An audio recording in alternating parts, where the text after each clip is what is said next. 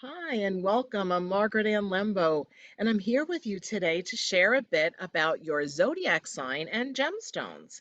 It's I've used my book, Crystals Beyond Beginners, as a foundation for sharing this information, but it's also in my other book, The Essential Guide to Crystals, Minerals, and Stones. But we'll get right into it because you know what?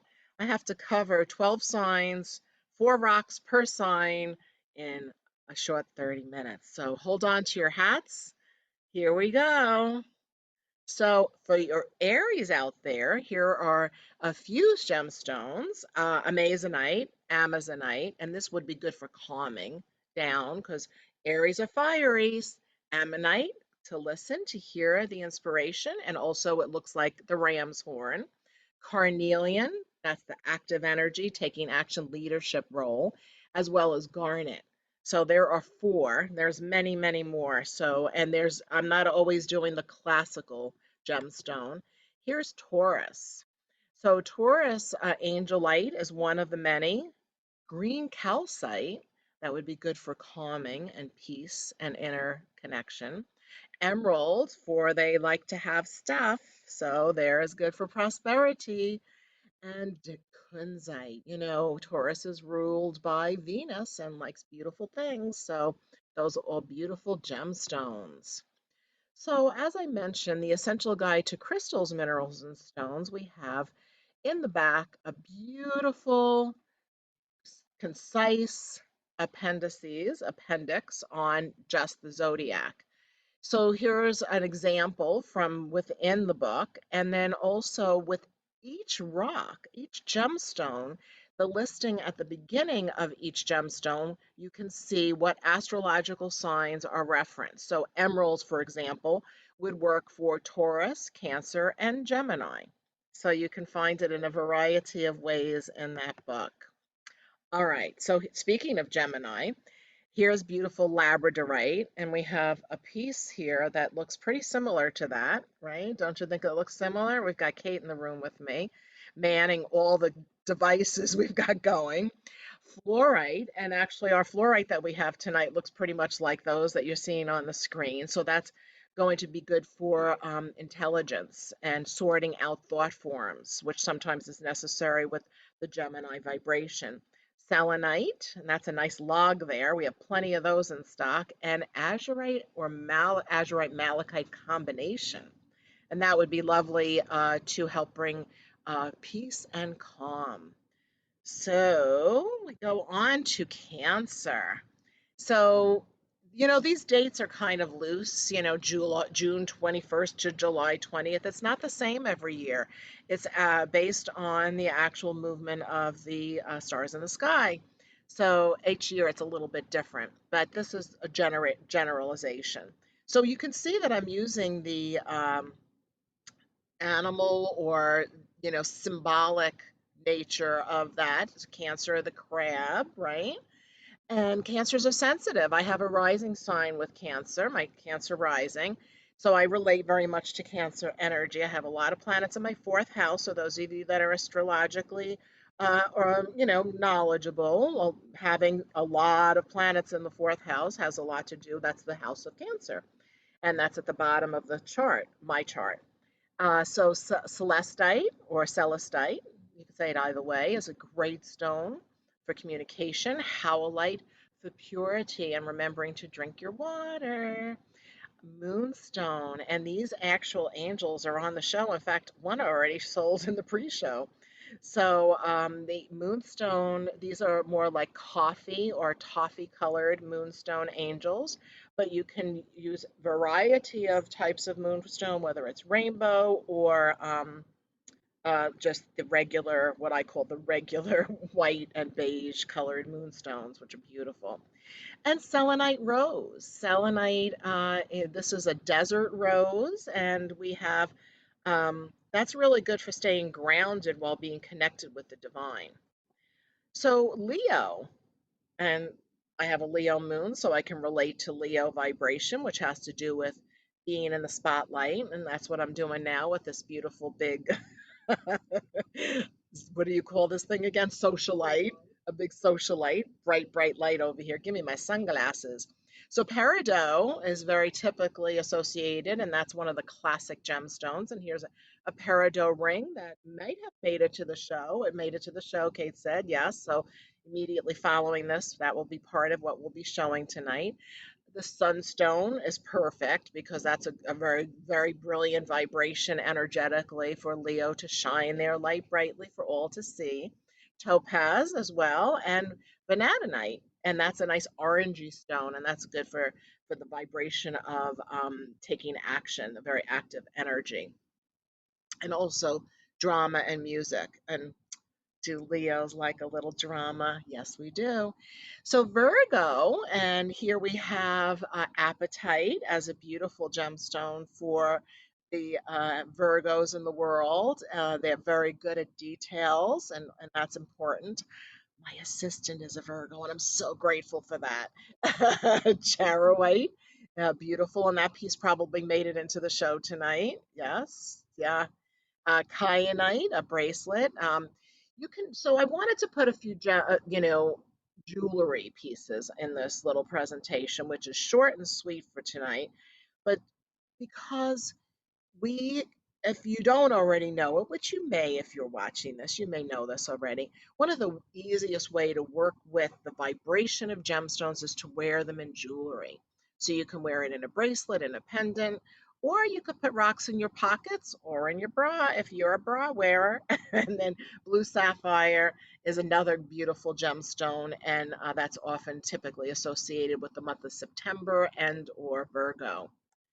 And Libra. So I'm a Libra. I have a Libra sun and 5 planets in Libra. So I'm very much about this particular astrological sign. Dambarite, and we have gorgeous pieces of dambarite on the show tonight. Opal. And people say, oh, you should never buy your own opal. Somebody has to give it to you. But I don't believe that superstition. You can buy yourself an opal if you want one. I have a pretty ring that looks similar to this particular blue opal that's here on the screen. And that is a traditional gemstone for the sign of Libra.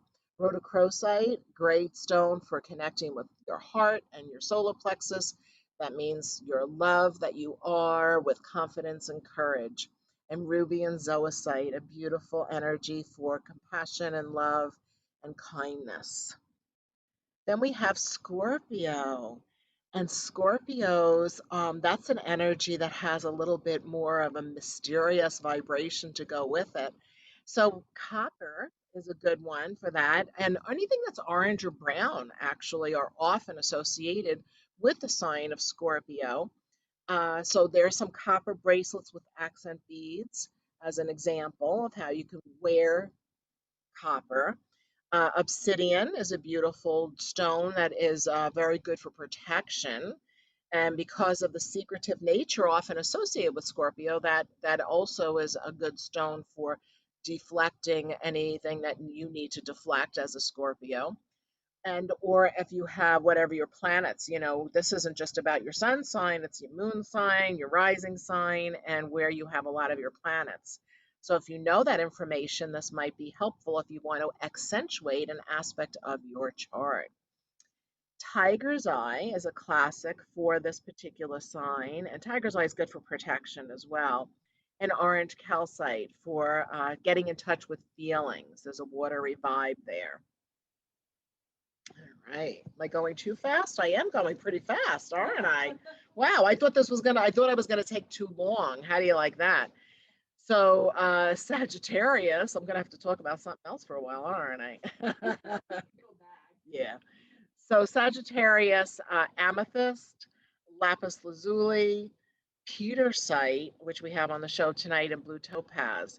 We have all these, I think, on the show tonight. So Sag is a, a vibration that you are in touch with, whether you know it or not, more than you might realize.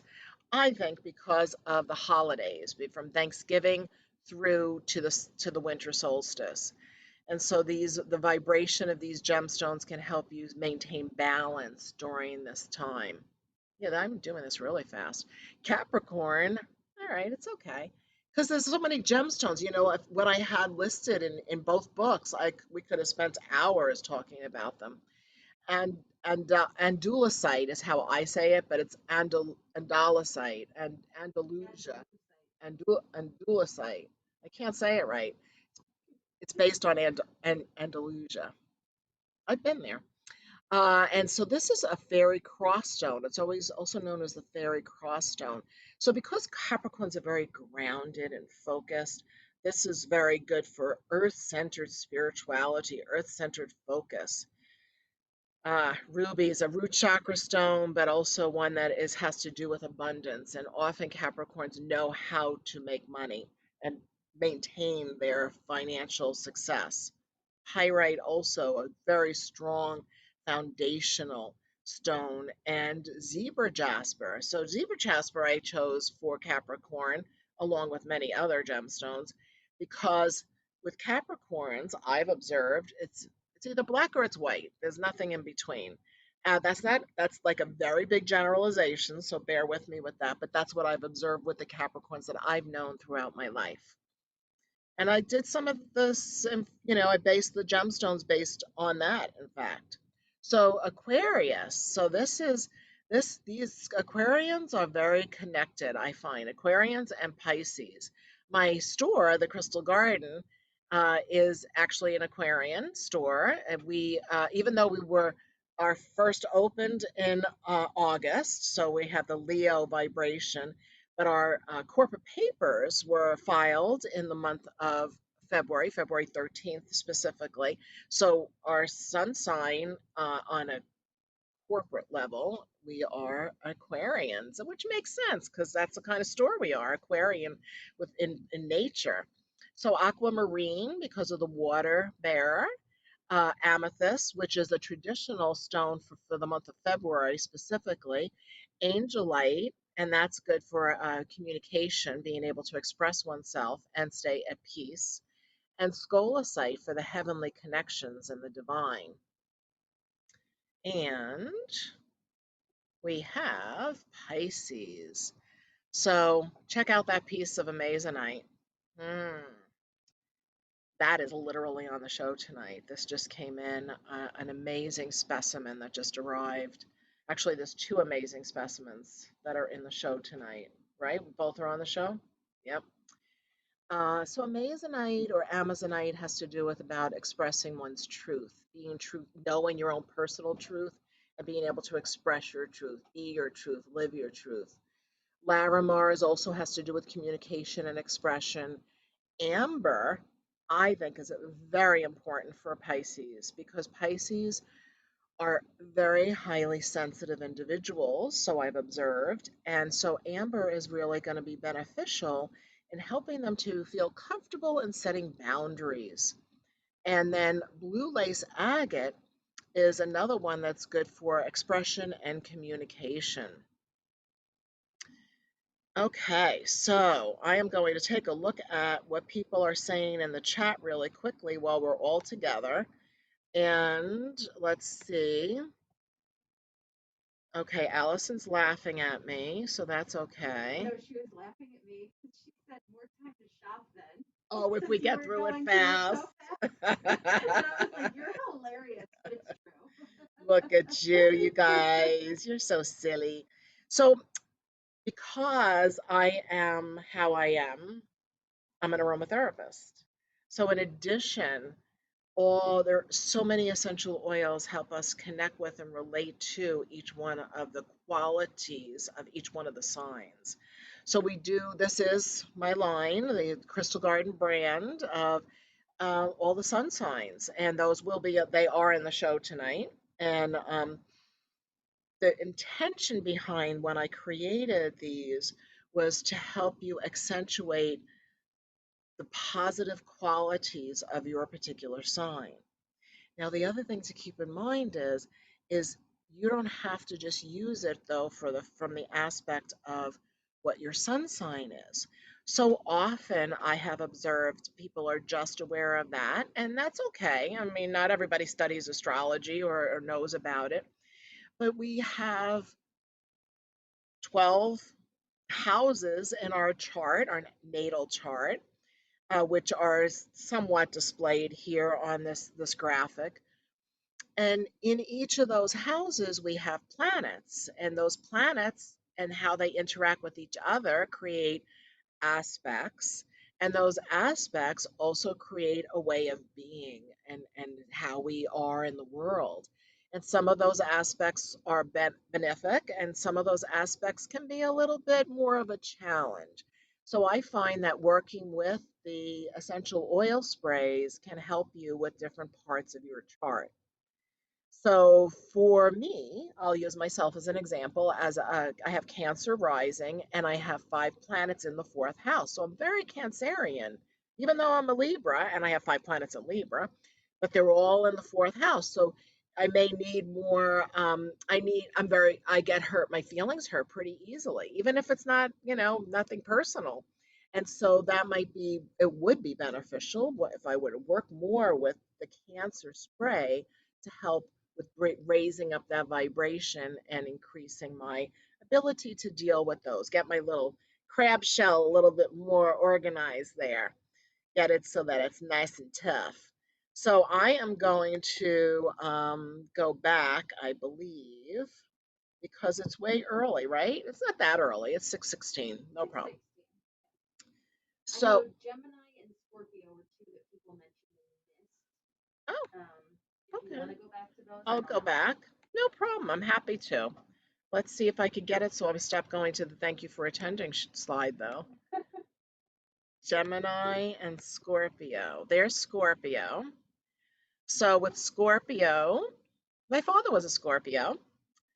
And so copper is one of the gemstones. There's many, and copper is actually a mineral. And copper was one of the gemstones that I pulled earlier, but it's in the pile, so I can't find it right now. But this helps you become a conduit of information. The black obsidian is good for protection and guardedness because a lot of my observation has been, and even if you read it in astrological texts, Scorpios are a bit more secretive and have a more hidden nature. Tiger's eye is good for protection as well, and orange calcite for the emotional body, helping balance the emotions. And we'll go sliding back to Gemini. There's Gemini. So we have Labradorite and Fluorite. So Labradorite is good for reflection, for observing mirrors, for seeing yourself and seeing that Gemini are the twins. There's different aspects of oneself. The fluorite is the connecting with the intellectual nature. Geminis are intellectual and they can be talkative, have a lot of mental chatter going on. We all have mental chatter going on. But that helps with that. Fluorite helps with focusing. The selenite is also good for connecting with the divine and staying grounded at the same time. And the azurite, malachite, that vibration is good for bringing balance in regard to staying calm and at peace. But also, these are copper carbonate minerals, so they will be good for us a conduit to help you be a conduit with inner peace. So, and so what I'll do, just for the sake of it, we'll do the speed version. I know we already did the speed version, but I want to do this. There we go. So you see each screen one more time. See how the ammonite looks like the ram's horn? Taurus, the bull. That's very much a grounding vibration, a very grounded connection, earth-centered. And that's just an excerpt out of my book, The Essential Guide to Crystals, Minerals, and Stones. We just saw the Gemini and the twins, Cancer and the crab, which I talked about a lot because I have that Cancer vibe. Leo, shining light brightly, royalty, and the vibration of being seen and being heard. Virgo, paying attention to the details and good health, being of service. It's definitely a sixth house thing. Libra, wanting to have everything harmonious and balanced, everybody nice and nice. And um, Here's Scorpio again, which we just went over. And Sag. So Sagittarians, there you have the amethyst, the lapis lazuli, the peridot, and blue topaz. And Capricorn, they're very grounded, very organized. So I feel that these are very much, these gemstones are very much in alignment with that, staying focused. Aquarians, the water bearer, and then we have the aquamarine is very much connected, and that amethyst, those two are pretty associated on a classical level, classical. And then the Pisces vibration, fish, and the vibration of water for sure, and emotions. And of course, our sprays. So I know that was like quick and fast and all that jazz, but you got to see your own sign. You paid attention, hopefully, for that. And also, if you know your rising sign and your moon sign, it's good to know that. Or if you have a stellium of some sort or some kind of combination of planets, pay attention to those particular gemstones and they can accentuate the positive. So that's my speed version of the gemstones and your zodiac, which is a chapter within this book, Crystals Beyond Beginners. Awaken your consciousness with precious gifts from the earth. So it. I hope this helped. I hoped you liked it. A little freebie for you, and I'm actually considering doing some paid for events in the not too distant future, online only. So if you have a special request for a more in-depth class on something, feel free to email me at margaret@margaretannlembo.com, and I'll take it into consideration while I'm planning the upcoming schedule. But the free events are going to continue. We're in a global pandemic. We have to have some uplifting material, right? A little entertainment from Margaret at the Crystal Garden. So, are you going to join us? Come be with us for our show on the Crystal Garden Facebook page. And also, if you for some reason can't stay or can't stay for the whole entire thing, you can always view it afterwards on the Crystal Garden Facebook page. And Kate does the puts up the zippity doo dah fast final hurrah wrap up recap so fast at the end when we have 10% power left in the phone that we're filming with, then that she puts that up on YouTube. So if you want to view prior episodes, you can go to YouTube. You can also see prior episodes of these free events on youtube.com/Margaret Ann Lembo.